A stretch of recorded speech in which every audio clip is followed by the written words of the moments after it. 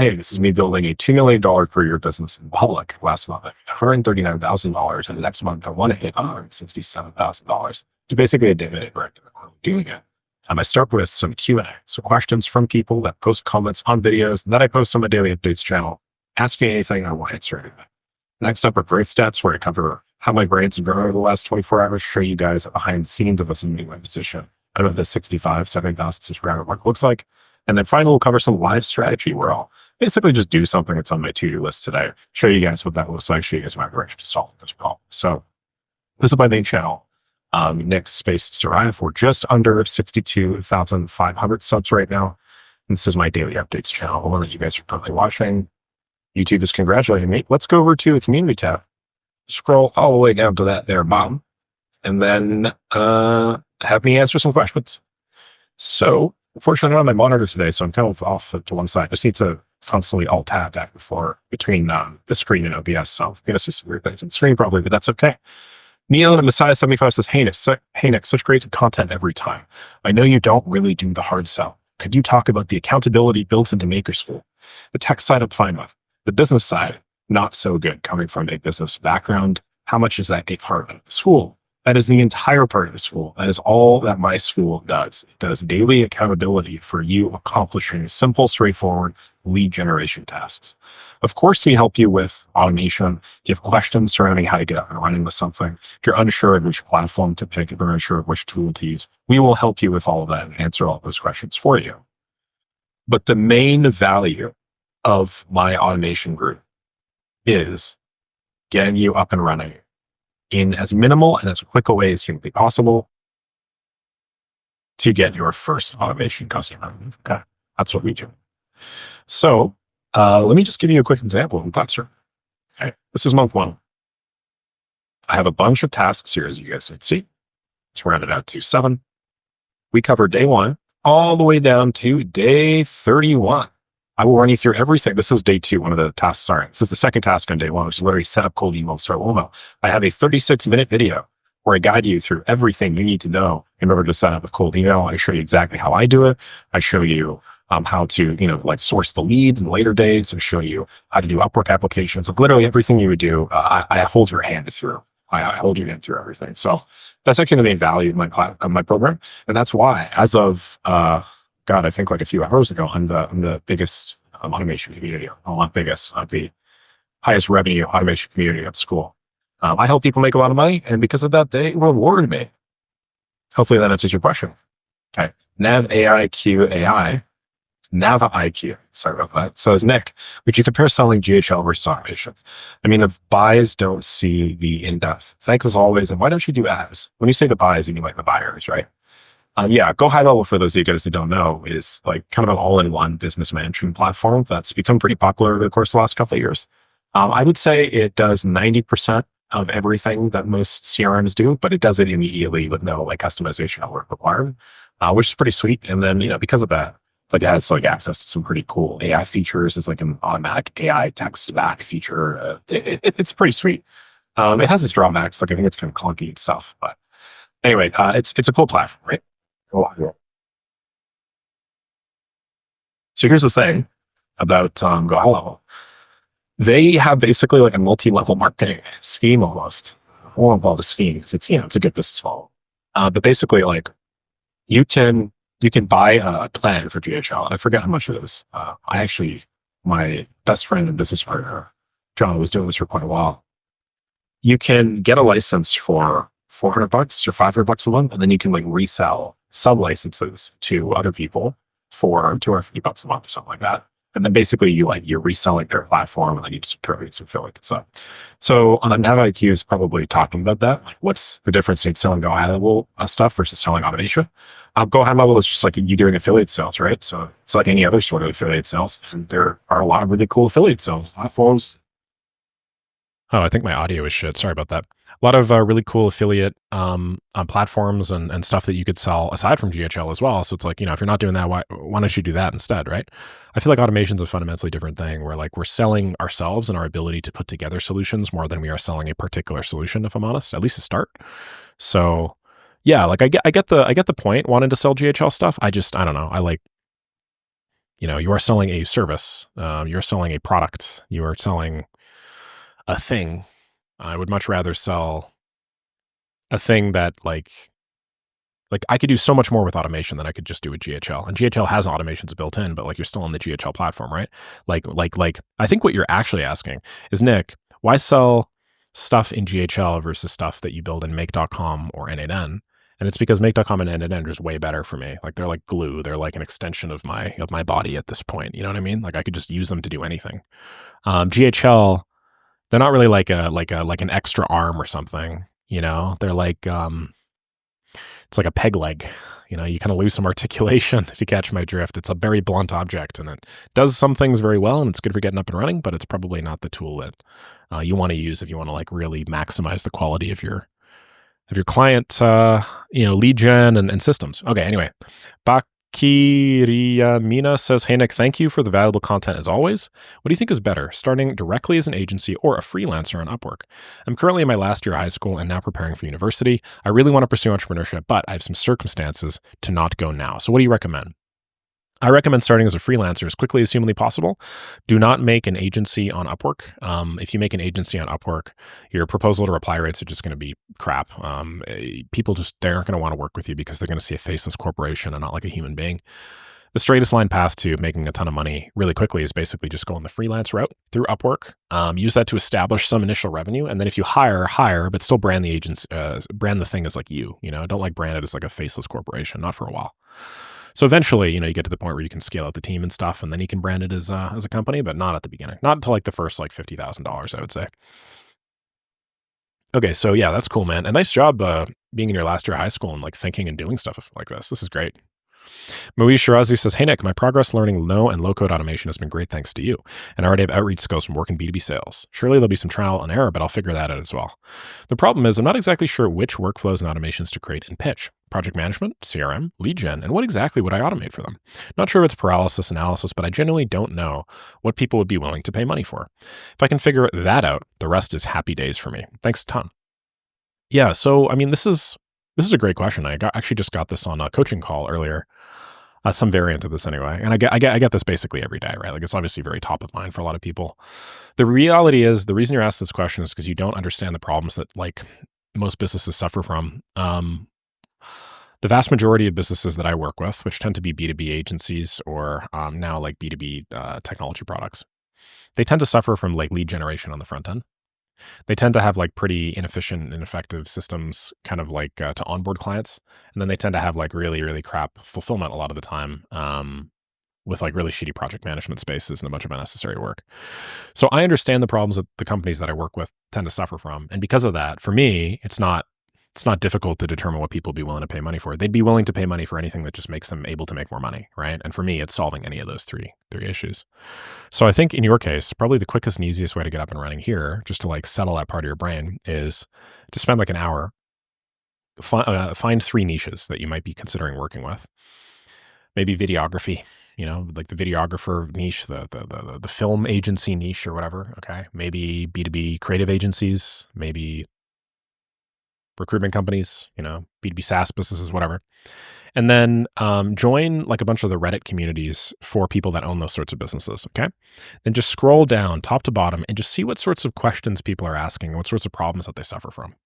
There's some tools that allow you to do this and they kind of accelerate your ability to do this. I think like Gummy Search is one.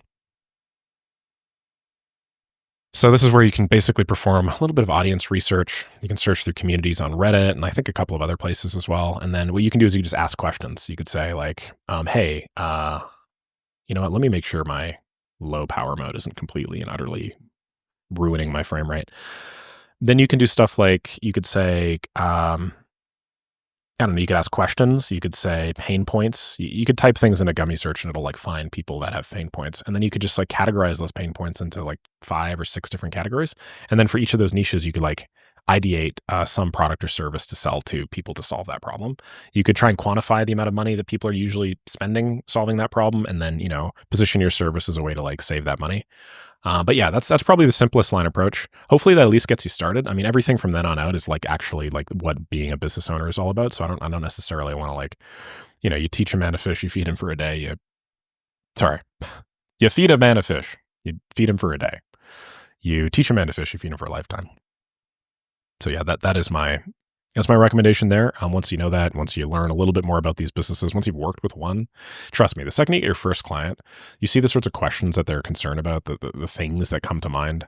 Like it becomes pretty obvious what customers actually give a shit about, Like you'll figure it out afterwards. Why do you have to run through the hook and CTA 3 times? Yeah, just to get the best take edited in. And because if I'm doing like a teleprompter sort of approach for my hooks and my CTAs, like simple enough for me, right? It takes like an extra 2 minutes and then yeah, I don't know. There might be certain parts of the take that are weird. The issue with some teleprompters, man, and I think mine might be one example of that, is like sometimes when you read, your eyes flicker up like this, kind of look around the place. Maybe I'll go back here so you guys see better. Like I'm looking right at the camera right now, right? But like when you do a teleprompter, you kind of have to go side to side like this, right? Or like up to down. So I'm good enough, and I've worked with these things long enough because I used to do courses on Skillshare and Udemy where I scripted out all my content. I'm good enough at the stuff that you can't really tell 99% of the time, but sometimes I screw up. Sometimes my eye goes a little bit too low and shit. And I just want to have multiple takes to fix that. So yeah. Hope that answers some questions about what that looks like. Pulse American Pulse says, hey Nick, what are your thoughts on scaling primarily in the US from an overseas company? I'm looking to work remotely and already have a few clients that work with me in my my business development agency, tech and engineering sales only niche. I have a tech sales background and have managed some enterprise accounts like Harvard Medical School and MIT before, but never made over 10K a month or 20K a month from overseas and working remotely. My company's still not in the US for tax purposes, otherwise I would get double tax. Any tips for scaling past 10K and 20K? I'm looking into automations as a potential service offering since I already do business development. Okay. Do you currently manage these enterprise accounts? That's a big question. If you currently manage some of these enterprise accounts, then you're golden, right? I think you have a lot of upsell potential. Anyway, what are your thoughts on scaling from the US from an overseas company? Dude, you're in the best spot ever. You get to arbitrage your local cost of living and local rates with like literally the best economy on planet Earth. Labor productivity in the United States is like 1.5 times what it is in my country, Canada. It's 1.5 times what it is in most European Union countries. It is insane. Okay. If you have a service and you pay $1,000 for it in France or whatever, you will pay $1,500 for it in America. That's just how it works. Maybe even more, depending on the specifics of the service. So if you are selling a service, why would you want to sell it for $1,000 when you could sell it for $1,500? And then let's say you are somewhere like a lot of the people that watch my videos. I don't know, you're in Bangladesh or, I don't know, you're in like New Delhi or something like that. Like what is the local buying power of $100 in your country versus America? Like what, how many loaves of bread can you buy? How many months of rent can you secure?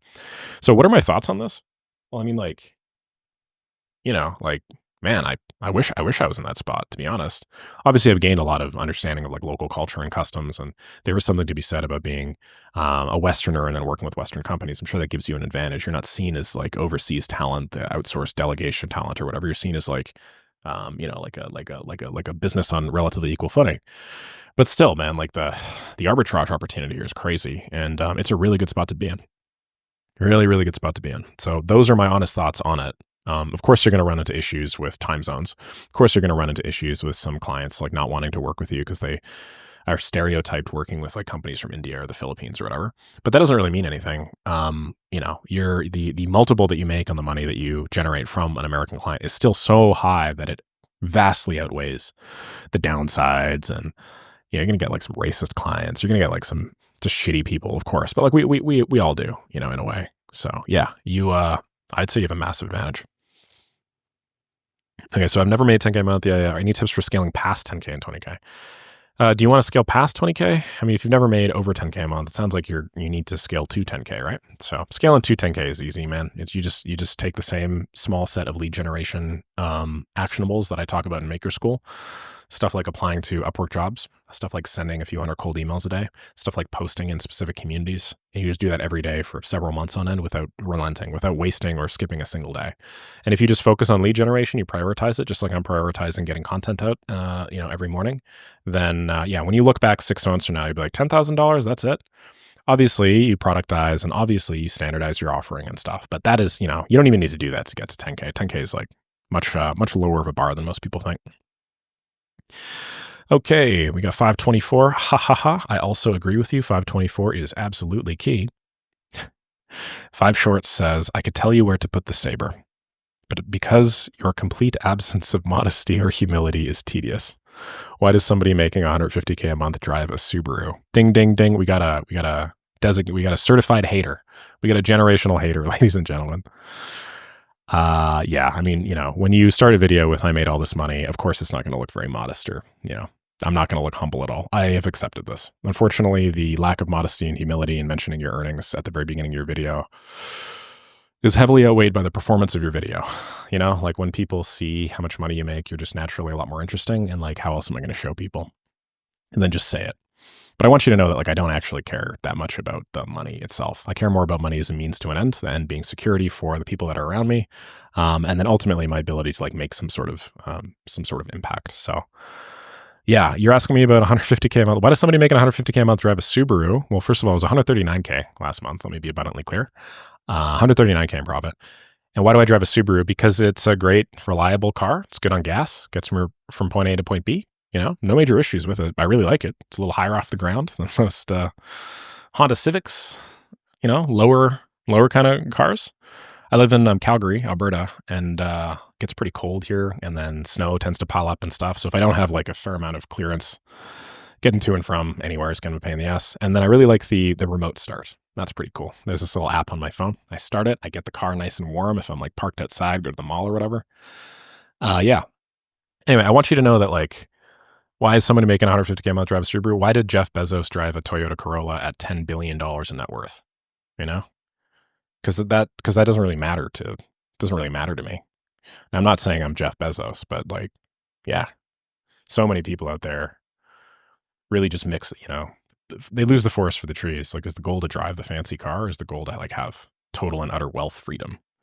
Most of the time you don't. Wealth, freedom, and stability, and security, and power. Like, most of the time you don't achieve all of that by driving a fancy car. Don't jump the gun. You know what I mean? Hopefully that makes sense. Gurpreet Singh says, love your content, buddy. Process Flow says, what's poppin' G? What's poppin' G? I can't say that with a straight face. I read the scaling of Fat Show on your website. If I join the paid maker school, do I get every SOPs, etc. that you use for Fat Show? I'd happily pay $79. If so, no, you do not. But you get a lot of similar systems. I'm not going to give you the exact things I did for the clients, but you get a lot of very similar systems. You can piece it together if you want. So like I have like content generation blueprints. I've made some changes to a few of them. There's like an N8N one that I'd consider much better. You get some Google Sheets templates and stuff like that. So yeah, you get most of that. And also, unfortunately, to say the price is no longer $79, it is $89. We hit 1,400 members the other day. So yeah, if you want to get in, might have to get in sooner rather than later. And then, yeah, I think that's it for questions. 17:51. Yeah, I'm gonna do like 15-ish minutes of questions from now on, just because if I don't, sometimes it gets like unbelievably long. I'm still capable of making some very, very good progress though, which is nice. And yeah, I really like the stack. So thanks to everybody that's asked me a question so far. Let us now do some brand stats. All right. So it is currently March the 26th today. My main channel, let's go up in subs a little bit. Boom. I magically gained 8 subs. My main channel has gone up by 414 subscribers since yesterday. Why the hell did I go up 14? Really? What happened? Did I go viral or something? What the hell is going on here? Why did my sub count bump up like crazy from yesterday? I don't really know what happened there. Very odd. Okay, that's fine. My main Instagram channel, sorry, blast up is what I'm going to use. 58,758. 58,758. My Instagram brother alerted me that we grew by a lot. We're now at the point where we've gained over 1,000 followers per Instagram post, which is huge and quite the accomplishment. He said that he's wanted that for a while. Then 2133. So we've gone up by 60. Oh, and actually, you know what? Major accomplishment. We made $12 in revenue from this channel, which is cool. So we are now we are ramen profitable, I suppose. Yeah. If you guys are seeing tons of ads and if it's just like really interfering with your experience, just let me know. Give me a shout. I think I have like the ability to stop the mid-roll ads, which is nice. But to be frank, they're probably going to make me like a few $100 this month. So I prefer to keep them in if I can. We'll see what happens there. Yeah, cool. So now let's do a little bit of that daily strategy. Do a little bit of that strategizing. So, what do I want to do? Okay, so one thing that I really want to do. So I've since hired a videographer. Videographer looks to be pretty good so far. No major issues. Just sending him his first month's payment right now. We've made a couple of stylistic changes to the content, and it's going to be a little bit more faster paced on my main channel, but it's not going to like lose the essence of what makes people like my content, which is generally speaking like the long form deep dives and me like keeping in a couple of detours when I do the work and stuff. So that's cool. My next thing is I need to start posting. If I go to, and I was told not to do this. If I go to this, okay. If I go to one of my scripts here, I have 3 videos cooked and ready to go and ready to be served up to the public. Okay. I have 1 video that's cooked, fully cooked, ready to be served to the public, 3 that need to be edited. So I imagine a couple of them are going to be edited in the next 48 hours. So I'm going to have 3. What I need to do is I need to start a posting schedule, but I don't think I'm actually going to be able to do a video every day. I think realistically, I'm going to have to take some breaks. I think I might have to do like six a week or something instead of 7 a week, which I know sucks, but yeah. What I'm finding is there are some circumstances where it doesn't make sense to just stick to that schedule, because sometimes you have to pump the brakes completely on content production and then just like talk about the new big thing. What is an example of the big thing? Yesterday, GPT-4o had a major upgrade where it is now capable of producing extraordinarily high fidelity images with text. And there are basically no issues or errors whatsoever. This thing can do anything. We basically destroyed an entire design industry. It's the stuff that I was talking about on my blog like 5 years ago when I anticipated all of this happening. And I freaking wish I had had a content system as well as an editing team and a scriptwriter up and running and ready to go, because had I been able to do that, I would have like pumped the brakes, stopped everything, and then just made a video all about that. Because a couple of the guys that have now done that in the last 24 hours have already gotten stupid amounts of views. So what's one thing that I've discovered as a result of hiring a team? When you hire a team, you work slower, substantially slower. It is basically a boulder that you have to start rolling a little bit. When that boulder crests, makes through the crest of the hill and it starts going downwards, boom, you go really fast, you build up a ton of momentum, and you can just like consistently allow gravity to like help push you through, and it's amazing. But you still have to get that boulder up that hill to begin with, and that's what getting the team together is like. Also, as a result of, people doing daily work and stuff like that, people sort of get into, when there are more stakeholders or more people involved in a decision or in a strategy, like it does take a lot longer. So I already knew all this stuff, but I just wanted to brainstorm a little bit out loud just to walk you guys through what my mindsets are on there. Had I not hired the team that I have now hired, had I instead spent the last 10 days just continuing to produce content, okay, I would have had an additional 5 videos out. Each of those videos probably would have produced me another 10 or 15,000 views realistically at my current size. And I probably would be ahead of my current subscriber count by like 1,000, maybe 2,000 with growth. Okay. And maybe one of them would have gone viral. I don't know. But I wouldn't have really done anything else. And sure, I'd be a little bit more mobile, but I wouldn't really have done anything else. Oh, and I'd have like an extra $10,000 or $15,000 or whatever. But I wouldn't have really done anything else. Okay. But now I basically built in a bunch of infrastructure that is now enabling me to step away and focus on business development instead. Just in the last few days, I've been able to get my website up and running. So that's, one major thing that I did. Website is now live, up and running. Everybody here that watched me put this website together over the course of like 3 or 4 days or whatever, I now have it. It's like live. It's in front of you. The nav bar works. Everything works. I would not have been able to build a list of SOPs for this sort of production. I would not have been able to have a list of ideas. I would not have been able to, I have a system now for turning podcasts into like edited videos. I would not have been able to basically spend a lot of time on this stuff. And it's just because I've freed up my schedule. So yeah, just there's some pros and cons to having a team that a lot of people don't tell you about. Okay. The pro obviously being that you can just do a lot more, and then you spend money on having somebody take care of everything for you that you otherwise would have done. As a result, you free up your time. And if your time is worth more than the money that you spent in order to free up that time, obviously you're in the green, right? But there are also some downsides where it just takes a little bit longer to get up and running. It's pushing that boulder up a hill. And that can be a pretty tough part, right? I've gone through 5 editors now, 4 editors, 2 strategists and 4 editors to get to where I'm at. And I mean, if we're being pragmatic, like this stuff probably isn't going to work out forever. Sometimes people are going to leave. So I'm going to have to do this shit again eventually. It kind of sucks. Anyway, just wanted to like let you guys know strategically that's where I'm at. Let me just see if there's any simple task that I could do here with you guys. Yeah, so a big one is try content rewards on WAP for Instagram content. That's pretty interesting. That's probably going to be a thing that I do. So